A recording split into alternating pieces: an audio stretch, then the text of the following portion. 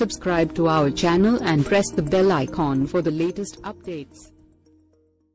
IPL 2019 సీజన్లో royal Challengers Bengaluru captain Virat Kohli వరుసగా 4వ మ్యాచ్లోనూ విఫలమయ్యాడు.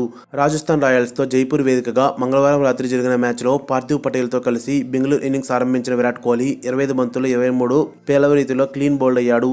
ఇన్నింగ్స్ 7వ ఓవర్ వేసిన లెగ్ స్పిన్నర్ శ్రేయస్ గోపాల్ బౌలింగ్లో బంతిని అంచనా వేయడంలో విరాట్ కోహ్లీ తడబడగా బ్యాట్ ఎడ్జ్ తాకిన బంతి నేరుగా వెళ్లి వికెట్లను గిరాటేసింది. అయితే ఈ ఓవర్లోని 2వ బంతికే కోహ్లీ అవుట్ అవ్వాల్సింది. శ్రేయస్ గోపాల్ గూగ్లీ విసరగా ఆ బంతిని అతి కష్టం మీద విరాట్ కోహ్లీ డిఫెన్స్ చేయగలిగాడు. కానీ అది కూడా బ్యాట్ ఎడ్జ్కి తాకిన రాజస్థాన్ ఫీల్డర్ ఎల్బీడబ్ల్యూ కోసం అప్పీల్ చేశారు. అయితే ఫీల్డ్ అంపైర్ ఆ అప్పీల్ని తిరస్కరించాడు. కానీ తర్వాత బంతిని కూడా శ్రేయస్ గోపాల్ అదే లైన్ అండ్ లెంత్లో విసిరాడు. అయితే ఈసారి కోహ్లీ అదుపు తప్పాడు.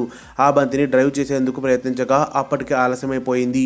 బ్యాట్ ఎడ్జ్ తాకిన బంతిని నేరుగా వెనక్కి వెళ్లి బేల్స్ను ఎగరగొట్టింది. మరిన్ని అప్డేట్స్ కోసం మన ఛానల్ని సబ్స్క్రైబ్ చేయండి.